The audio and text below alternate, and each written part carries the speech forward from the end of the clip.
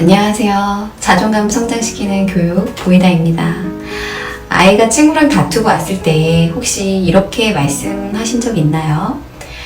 싸우지 말고 잘 지내지 그래. 내가 좀 참아라. 친구랑 뭐 그런 문제로 다투니? 이렇게 얘기해 본 적 있으실까요? 자녀가 친구와 다투고 왔을 때요.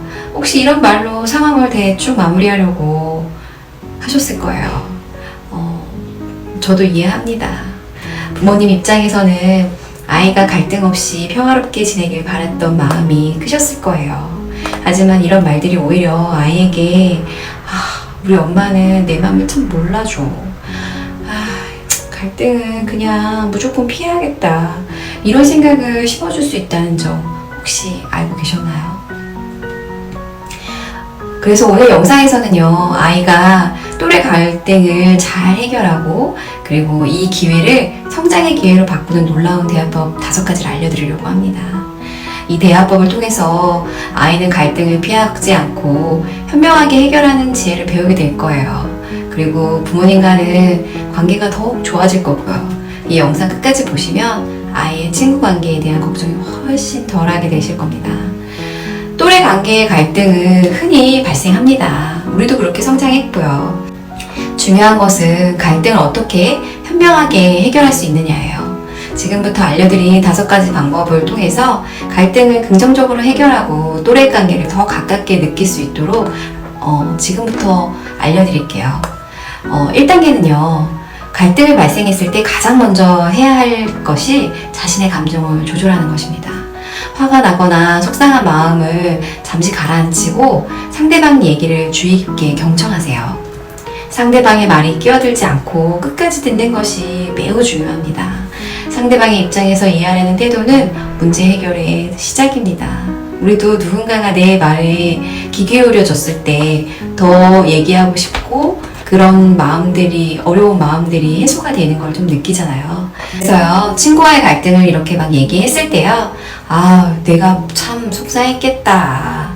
그렇게 생각할 수도 있겠네. 이렇게 상대의 감정에 인정해주고, 공감을 해주시면 돼요. 깊은 얘기를 하기 위한 마음가짐이 준비됐다고 생각하시면 됩니다. 이렇게 마음이 안정됐을 때 2번째 단계로 넘어가시는 거예요. 이 단계는요, 나 전달법을 사용하시는 거예요. 상대방을 비난하는 너 전달법이 아니라 자신의 감정과 생각을 표현하는 나 전달법을 사용하시는데요. 이때는 방법이 있습니다. 나 전달법은요, 문제가 되는 상황을 먼저 비판 없이 얘기해 주시는 거예요. 예를 들면 아이가 늦었어요. 그럼 너가 늦었을 때 이렇게 객관적으로 얘기해 주시고요. 그 뒤에 어머님의 감정을 넣어 주시는 거예요. 나는 정말 답답하고 너무나 걱정되고 화가 나. 이렇게 얘기를 해주시고 그 다음에 뒷 얘기를 해주시면 돼요. 왜냐하면 너가 늦는 동안 그 짧은 사이에 사고가 났을까봐 걱정이 되기도 하고 그것 때문에 뒤에 해야 할 일을 못할까봐 걱정이 돼.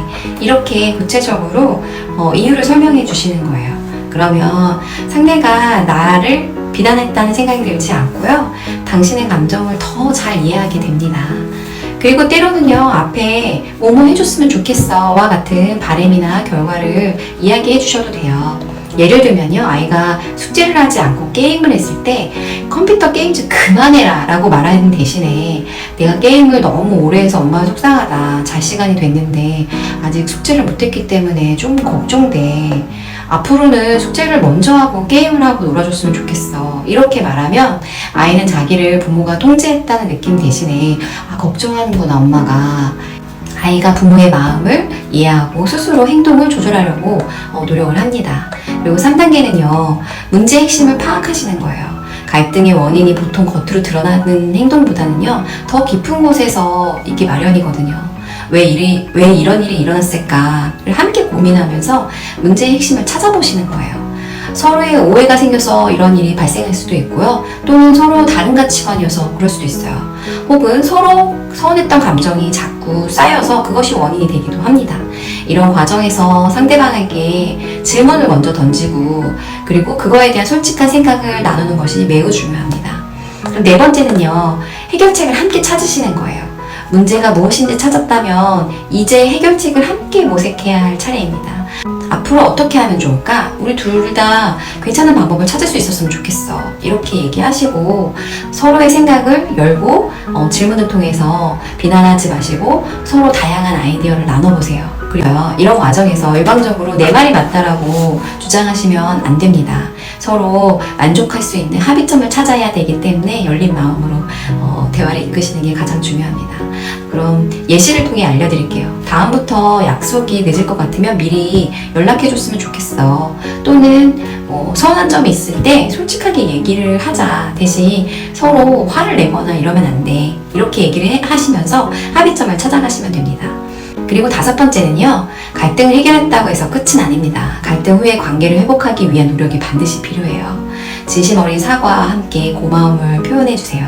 솔직히 이야기해줘서 고마워. 우리 관계가 더 좋아진 것 같아. 이렇게 말하면 관계는 이제부터 더 단단해지고 좋아집니다. 갈등을 피해야 할 대상이 아니라 오히려 관계를 발전시키는 아주 좋은 기회가 되겠죠.